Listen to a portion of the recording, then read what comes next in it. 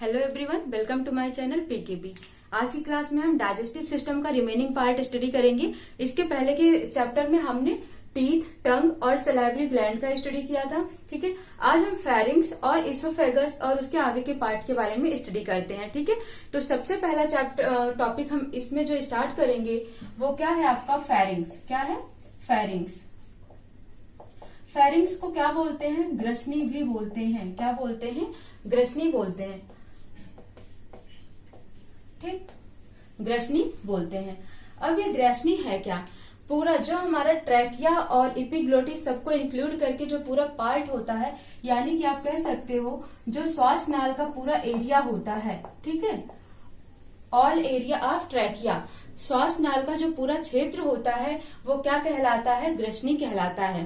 क्या कहलाता है? ग्रसनी। तो श्वास नाल का पूरा क्षेत्र, ठीक है, ऑल एरिया ऑफ ट्रैकिया, ठीक है, क्या कहलाता है? फेरिंग्स कहलाता है। ठीक है, फेरिंग्स क्या है? श्वास नाल है एक तरीके का, जहां से हम सांस लेते हैं अपनी बॉडी में। ठीक है, नजल पैसेज के थ्रू बॉडी में हमारे क्या करता है? सांस इंटर करती है, यानी कि एयर इंटर करती है। वही एरिया क्या कहलाता है? फेरिंग्स कहलाता है, ग्रसनी कहलाता है। और ग्रसनी में ही क्या पाया जाता है? इपिग्लोटिस पाया जाता है। ये पॉइंट याद रखना आपको, इपिग्लोटिस पाया जाता है। क्या पाया जाता है? इपिग्लोटिस। अब इसका कुछ ऐसा एरिया देख लो कि ठीक, ये क्या हो गया? नोज हो गया। ये क्या है? नोज है। ठीक है, और ये क्या है? माउथ है। क्या है ये? माउथ है। अब नोज से क्या हो रहा है? एयर अंदर आ रही है। क्या आ रहा है? एयर अंदर आ रही है। ठीक है, एयर आ रही है नोज से, नॉस्ट्रिल पासेज के थ्रू होकर क्या आ रही है? एयर यानी वायु अंदर आ रही है। ठीक है, वायु अंदर आ रही है। और जो माउथ है, माउथ से क्या आ रहा है? फूड अंदर आ रहा है। क्या आ रहा है? फूड आ रहा है, भोजन आ रहा है। ठीक है, अब आप क्या देखते हो कि इस पाइप में एक पॉइंट आगे चलकर एयर और फूड एक साथ आते हैं। एयर और फूड एक साथ आते हैं इस पॉइंट पर।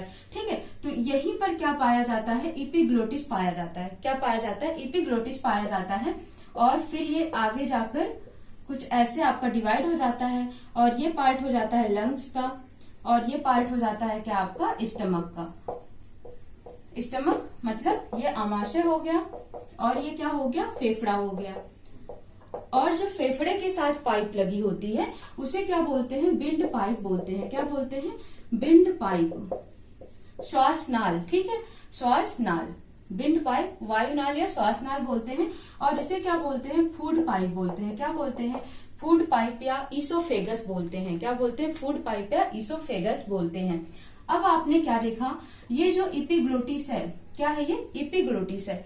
अब यहाँ से एयर और फूड अलग अलग जगह से है, नोज और माउथ से, बट जब इस एरिया में इंटर करता है, इस एरिया में, ठीक है, तो क्या होता है? दोनों ही एक साथ आ जाते हैं। जब दोनों एक साथ आते हैं तब यहाँ पर इपिग्लोटिस होता है, जो क्या होता है? ओपन क्लोज होने का काम करता है। ओपन क्लोज होने का काम करता है। तो यही एरिया है। इपिग्लोटिस का काम क्या होता है? ट्रैकिया के माउथ को या नजल पासेस के माउथ को क्लोज करना। ठीक है, ट्रैकिया यानी विंड पाइप या फिर फूड पाइप के क्या करना है? माउथ को क्लोज करना है। तो ये डिसाइड करता है इपिग्लोटिस विद इन सेकेंड कि अगर ये विंड है, ये वायु है, एयर है, तो इसको विंड पाइप के द्वारा कहाँ पर भेजना है? फेफड़े में भेजना है। कहाँ पर भेजना है? लंग्स में भेजना है। किसको? एयर को। ठीक है, जो हमने वायु ली है और जो भी हमने फूड खाया है, भोजन खाया है, उसको फूड पाइप के द्वारा कहाँ पर भेजना है? स्टमक में भेजना है। तो इपिग्लोटिस अपना रोल प्ले करता रहता है। और इपिग्लोटिस कहाँ पाया जाता है? ग्रसनी में पाया जाता है। और इस पूरे एरिया को क्या बोला जाता है? इस पूरे कंबाइंड एरिया को क्या बोला जाता है? तो इसे ही फेरिंग्स बोला जाता है। क्या बोला जाता है? फेरिंग्स बोला जाता है। तो ये आपने फेरिंग्स वाला पार्ट नोट किया, इसमें ज्यादा कुछ नहीं है। श्वास नाल का संपूर्ण क्षेत्र क्या कहलाता है? फेरिंग्स कहलाता है। और फेरिंग्स में ही क्या पाया जाता है? इपिग्लोटिस पाया जाता है। और इपिग्लोटिस का काम क्या है? इपिग्लोटिस का काम नोट कर लो, यह ट्रैकिया और, ठीक है, और नजल पासेस के माउथ को क्लोज करता है। क्लोज कर देता है या करने का काम करता है। ठीक है, मीन्स ट्रैकिया या फिर नजल पासेस के माउथ को, जिधर से सांस आ रही है उसके माउथ को क्लोज करने का काम कर देता है कि फूड आपका कहां पर चला जाए, स्टमक में डायरेक्ट पहुंच जाए बिल्ड पाइप फूड पाइप के थ्रू। ठीक है, इसीलिए आपको बोला जाता है कि खाना खाते वक्त आप नहीं बोलोगे, क्योंकि सेम टाइम एयर और फूड एक साथ जाएगा और एपिग्लोटिस कंफ्यूज होकर कहां पर क्या पास करना है वो कंफ्यूज हो जाएगा।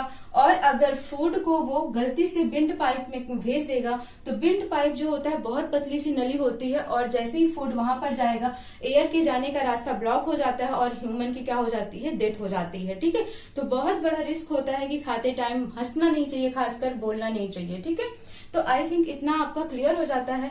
नेक्स्ट आप क्या देखते हो इसमें, ईसोफेगस। क्या है नेक्स्ट टॉपिक आपका, ईसोफेगस। आप इसे स्क्रीनशॉट ले लिया करो, ठीक है ना। नेक्स्ट आता है आपका ईसोफेगस। ईसोफेगस, ईसोफेगस क्या होता है, भोजन नली होती है। ठीक है, तो आपकी हेडिंग क्या है, ईसोफेगस, जिसे क्या बोलते हैं, भोजन नली बोलते हैं। ठीक है, क्या बोलते हैं, भोजन नली बोलते हैं। अब भोजन, इसका कुछ काम नहीं होता है, सिर्फ एक ही फंक्शन है, क्या करना है, जो भी बोलस था यानी कि जो भी चिकना खाना आपका रह गया है कहां पर, माउथ में अभी है, ठीक है, उसको क्या करना है, स्टमक तक यानी कि पेट तक, आपके आमाशय तक ट्रांसफर करना है। तो ये काम किसका हो गया, ये हो गया ईसोफेगस का काम हो गया।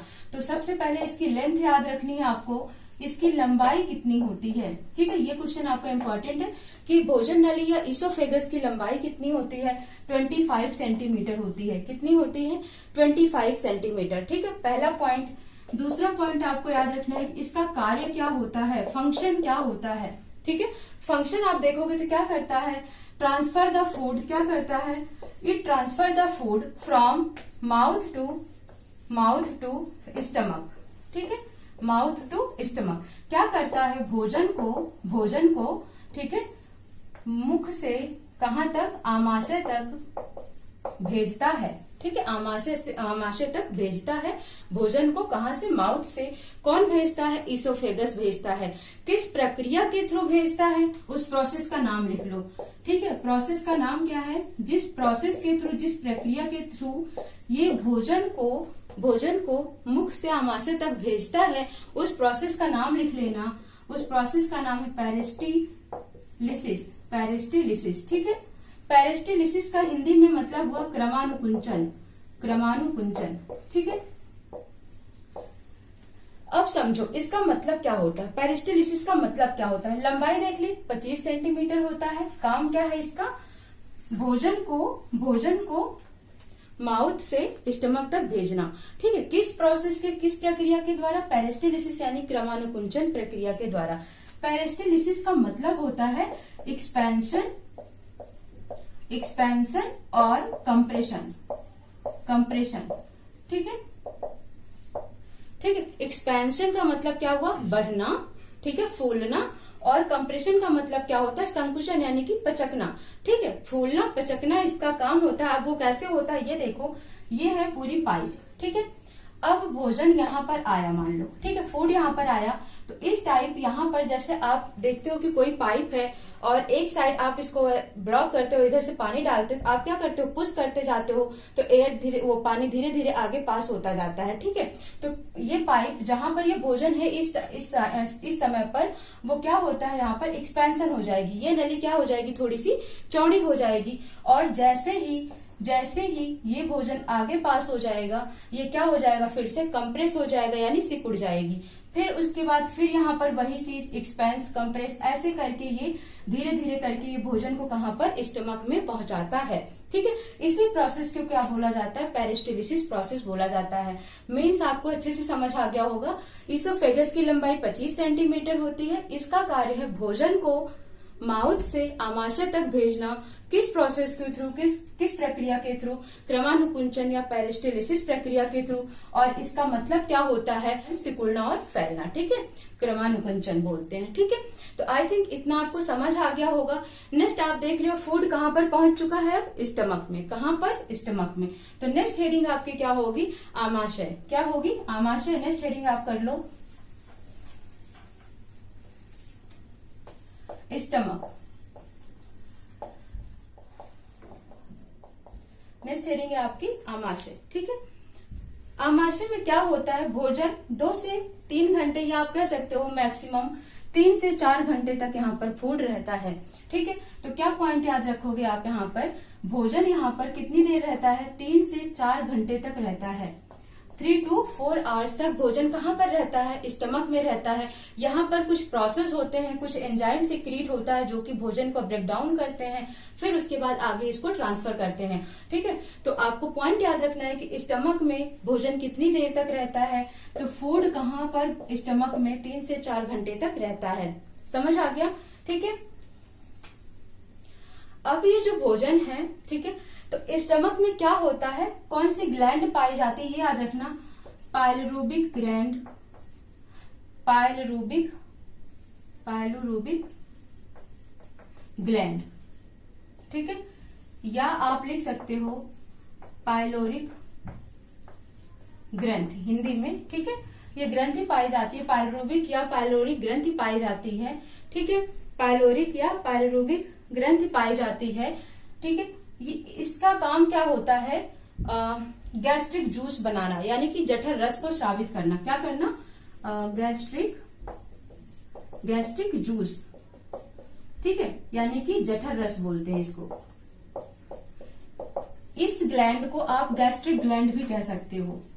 ठीक है, गैस्ट्रिक ग्लैंड यानी कि जठर ग्रंथियां भी कह सकते हो। क्या कह सकते हो, जठर ग्रंथियां भी कह सकते हो। किसको, पाइलोरुबिक ग्लैंड को या पाइलोरिक ग्रंथि को कह सकते हो। और इसका काम क्या होता है, secretion of the gastric juice. ठीक है, किसको निकालता है, ये जठर रस को स्रावित करता है।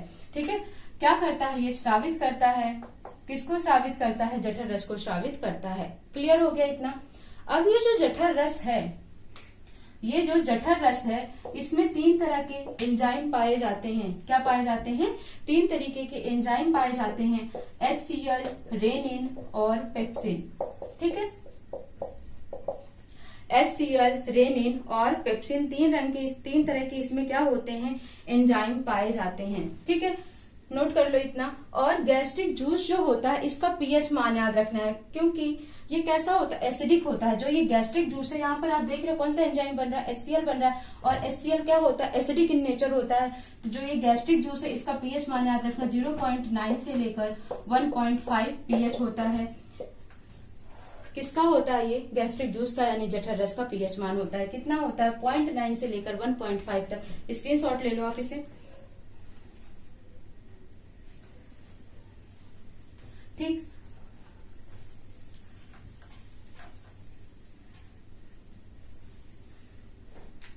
क्या देखा आपने, जो ये गैस्ट्रिक जूस है, पीएच मान इसका कितना होता है, 0.9 से 1.5 होता है इसका पीएच।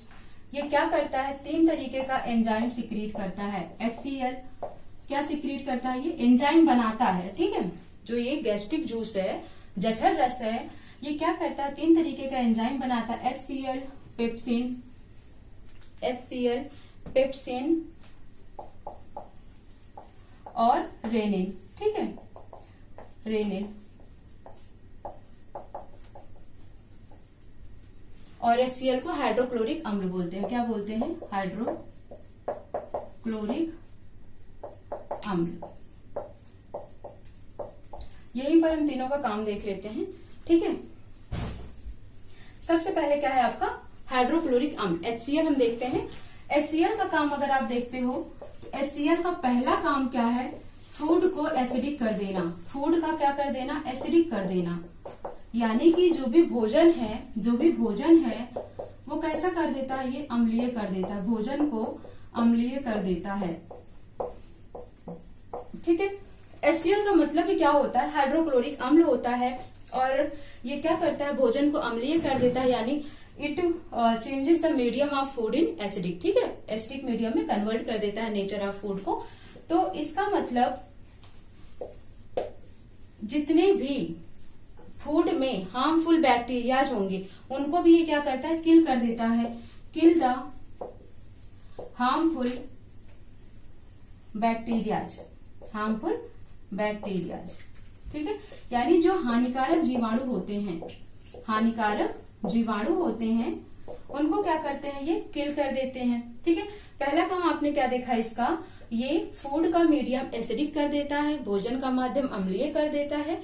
दूसरा आपने क्या देखा, ये क्या करता है, बैक्टीरिया को किल कर देता है। क्या कर देता है, ये बैक्टीरिया को किल कर देता है। ठीक है, नेक्स्ट आपको क्या देखना है इसमें, थर्ड पॉइंट जो है ये इसका, ये पेप्सिन और रेनिन को क्या करता है, एक्टिवेट कर देता है। पेप्सिन और रेनिन दोनों को क्या करता है, एक्टिवेट कर देता है। ठीक है, इसके पहले पेप्सिन और रेनिन अपना काम नहीं कर रहे होते हैं, HCl ही क्या करता है, इनको एक्टिवेट कर देता है। इसका मतलब HCl इनको क्या करता है, सक्रिय कर देता है और ये अपना काम फिर करना शुरू कर देते हैं। समझ आ गया, HCl के तीनों काम समझ आ गए। HCl क्या कहा जाता है, आपका हाइड्रोक्लोरिक अम्ल। और जो ये HCl होता है, ठीक है, यही आपका क्या होता है, एसिड होता है, यानी कि तेजाब होता है। और ये आपको कहाँ से मिलता है, आपको आपकी मदर से मिलता है। ठीक है, आपकी बॉडी में इंटरनली होता है, आप बाहर से HCl नहीं ले सकते हो। क्यों नहीं ले सकते हो, क्योंकि आपको पता है कि ये क्या है, एक तरीके का तेजाब है और आप तेजाब के कभी माउथ से ले सकते हो, आप पी सकते हो, नहीं पी सकते हो। ठीक है, आप बर्न कर जाओगे, मुंह जल जाएगा आपका। इसकी वजह से ये क्या होता है, आपकी बॉडी के अंदर ही रहता है, आपके स्टमक में, और जितनी मात्रा में कम ज्यादा होता रहता है वो मेंटेन होता रहता है, लेकिन आप इसको ज्यादा नहीं कर सकते हो। जैसे ही HCl आपकी बॉडी में, आपके स्टमक में जैसे ही ज्यादा होने लगती है, ठीक है, तो क्या होता है, आपको एसिडिटी की प्रॉब्लम होती है। क्या होता है, एसिडिटी की प्रॉब्लम होने लगती है। कब होती है, जब HCl की वैल्यू, यानी कि HCl का सिक्रीशन बहुत ज्यादा ही आपके स्टमक में हो जाता है तब। ठीक है, यानी कि जब HCl बढ़ जाएगा आपके पेट में तो क्या हो जाएगा, एसिडिटी की प्रॉब्लम हो जाएगी, जिसे आप लोग क्या बोलते हो, कब्ज हो गया है। ठीक है, गैस हो गया है। तो वो क्या है, इसका मतलब आपकी बॉडी में एसिड की मात्रा बढ़ गई, अम्ल की मात्रा बढ़ गई है। और इसको दूर करने के लिए फिर आपको क्या करना होता है, बेस लेना होता है। क्या करना होता है, बेस लेना होता है, यानी कि क्षार लेना होता है। और क्षार क्या है, जैसे आप इनो ले लेते हो। ठीक है, बहुत लोग नींबू पानी लेते हैं गैस में, तो उनको बिल्कुल नहीं लेना है।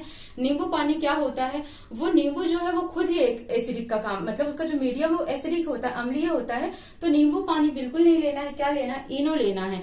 अगर इनो नहीं है तो इनो की जगह पर आप क्या ले सकते हो, जो आप यूज करते हो बेकिंग पाउडर खाने में, आप उसको भी घोलकर पी सकते हो। बट आपको क्या करना है, नींबू पानी नहीं लेना है।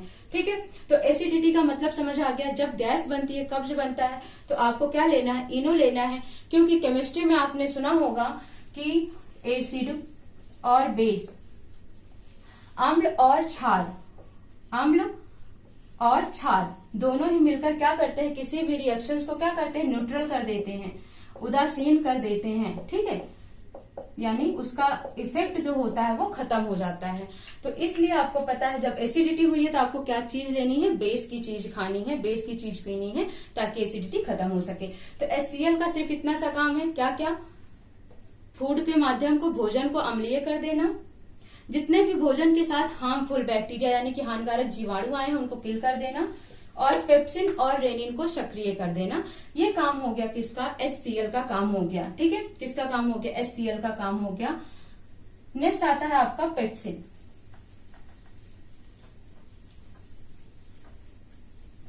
क्या है पेप्सिन, ठीक है, पेप्सिन का काम क्या होता है, जो भी आपने प्रोटीन खाया है उस प्रोटीन को क्या करता है, ये पेप्टोन और पेप्टाइड, ठीक है, या फिर अमीनो अम्ल में बदल देता है। ठीक है, तो आपको जो क्वेश्चंस मिलता है वो पेप्टोन और पेप्टाइड ना मिलकर क्वेश्चन में क्या मिलता है, अमीनो अम्ल। तो प्रोटीन का कन्वर्जन या प्रोटीन का ब्रेकडाउन किसमें हो जाता है, अमीनो अम्ल में हो जाता है। क्योंकि जो ये एंजाइम होते हैं इनका काम ही क्या होता है, कॉम्प्लेक्स सब्सटेंस को सिंपलर में कन्वर्ट करना। ठीक है, कॉम्प्लेक्स को सिंपलर में कन्वर्ट करना, कॉम्प्लेक्स हो गया प्रोटीन, सिंपलर क्या हो गया, अमीनो अम्ल। और इसका काम क्या कर रहा है, कौन कर रहा है, पेप्सिन कर रहा है, कन्वर्जन का काम कर रहा है। ठीक है, तो पेप्सिन का सिर्फ इतना सा काम होता है, प्रोटीन को अमीनो अम्ल में कन्वर्ट करना। नेक्स्ट आता है रेनिन।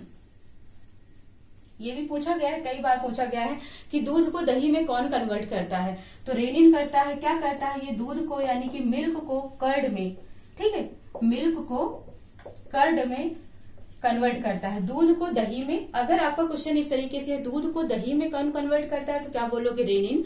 दूसरा क्वेश्चन अगर प्रोटीन के हिसाब से आता है, तो प्रोटीन, दूध में जो प्रोटीन पाए जाते हैं उसको क्या बोलते हैं, केसीन। क्या बोलते हैं, केसीन। तो यहाँ हम क्या लिखते हैं, केसिनोजन। क्या लिखते हैं, केसिनोजन। दूध में कौन सी प्रोटीन है, केसीन, तो क्या लिखोगे, केसीन, केसिनोजन। और दही में जो प्रोटीन होती है उसको क्या बोलते हैं, ठोस, ठोस, ठोस प्रोटीन। ठीक है, ठोस प्रोटीन, पैरा कैसिनेट, कैल्शियम पैरा कैसिनेट। ठीक है, कैल्शियम पैरा कैसिनेट। यानी कि आपने क्या देखा, दूध में जो प्रोटीन पाई गई उसका क्या नाम है, केसिनोजन। और दही में जो प्रोटीन पाई गई उस प्रोटीन को क्या बोला जा रहा है, ठोस प्रोटीन, और उसका नाम क्या है, कैल्शियम पैरा कैसिनेट। क्या नाम है, कैल्शियम पैरा कैसिनेट। तो आपका क्वेश्चन यहाँ पर दो तरीके से बन सकता है कि केसिनोजन को कैल्शियम पैरा कैसिनेट में कौन बदलता है, तब भी आपका आंसर रेनिन जाएगा। और आपको याद रखना रहेगा कि जो केसीन है दूध का प्रोटीन है, जो पैरा कैसिनेट है वो दही का प्रोटीन है। ठीक है, नेक्स्ट है आपको दूध का दही में या मिल्क को कर्ड में कौन कन्वर्ट करता है, तो रेनिन कन्वर्ट करता है। ये भी पॉइंट आपको याद रखना है। ठीक है, तो इस तरीके से आपका स्टमक का पार्ट या जो भी जठर रस है, जो ये जठर रस था उससे निकलने वाले तीनों एंजाइम आपके कंप्लीट होते हैं। ठीक है, इसमें आपको एक पॉइंट याद रखना है स्टमक में। अब आप सोच रहे होंगे कि जब हम HCl यानी कि एसिड पीते हैं तो माउथ बर्न कर जाता है, तो हमारे पेट में HCl है तो पेट बर्न क्यों नहीं कर रहा है। ठीक है, तो इसका भी एक प्रोटेक्शन लगा हुआ है पेट में, उसे क्या बोलते हैं, म्यूकस। क्या बोलते हैं, म्यूकस या श्लेष्मा। ठीक है, क्या बोलते हैं, म्यूकस या श्लेष्मा। ये यहाँ पाया जाता है पेट में, जो इनर वॉल होती है उसके चारों तरफ पाया जाता है। तो ये क्या करता है, प्रोटेक्ट करता है। ठीक है, किसको प्रोटेक्ट करता है, स्टमक के यानी आमाशय के इनर वॉल को, इनर वॉल, आंतरिक सतह को। It protect the inner wall of stomach, किससे, HCl से, फ्रॉम HCl। ठीक है, तो आपको यहाँ याद रखना है कि श्लेष्मा का काम क्या है, यहाँ आमाशय में HCl को कंट्रोल करके रखता है। मीन्स पेट के या आमाशय के आंतरिक सतह को HCl से सुरक्षित रखता है। ठीक है, HCl की ज्यादा मात्रा को बढ़ने नहीं देता है और आपके पेट को हार्म नहीं पहुंचाने देता है। और एक पॉइंट इसमें याद रख लेना, अगर ये प्रोटेक्शन ना होता है, ठीक है, और HCl बहुत ज्यादा ही मात्रा में हो जाती है, तब क्या हो जाता है, स्टमक अल्सर। क्या हो जाता है, स्टमक अल्सर हो जाता है। यानी कि पेट में दाने हो जाते हैं बड़े बड़े इस तरीके से चारों तरफ, और पेट में क्या होता है, कब्ज और दर्द की प्रॉब्लम होने लगती है। इसे ही क्या बोला जाता है, स्टमक अल्सर बोला जाता है। ठीक है, तो स्टमक अल्सर, जैसे माउथ अल्सर होता है, दाने निकल जाते हैं, छाले निकल जाते हैं, वैसे ही क्या होता है, स्टमक में भी अल्सर हो जाते हैं जब म्यूकस प्रोटेक्शन का काम अच्छे से नहीं कर पाता है तब। ठीक है, तो स्टमक का इतना सा काम आपको याद रखना है। अब आपको क्या पॉइंट यहाँ से याद रखना है, जो भोजन है अब वो कहाँ पर पास होगा, छोटी आंत में पास होगा। और छोटी आंत में संपूर्ण यानी कि फुली डाइजेशन होता है, और उसके बाद फिर ये बड़ी आंत में जाएगा खाना जो भी अनडाइजेस्टेड है, फिर एनस में। ठीक है, तो आपका नेक्स्ट क्लास में क्या होगा, डाइजेस्टिव सिस्टम खत्म हो जाएगा। फूड को हम कहाँ से पढ़ेंगे डिटेल में, स्मॉल इंटेस्टाइन से पढ़ेंगे। स्मॉल इंटेस्टाइन, छोटी आंत, पित्ताशय, अग्नाशय और यकृत। ठीक है, लीवर, इन सब का काम क्या है नेक्स्ट क्लास में हम देखकर हम क्या करेंगे, डाइजेस्टिव सिस्टम को क्लोज करेंगे। ठीक है, तो मिलते हैं नेक्स्ट क्लास में। Thank you so much.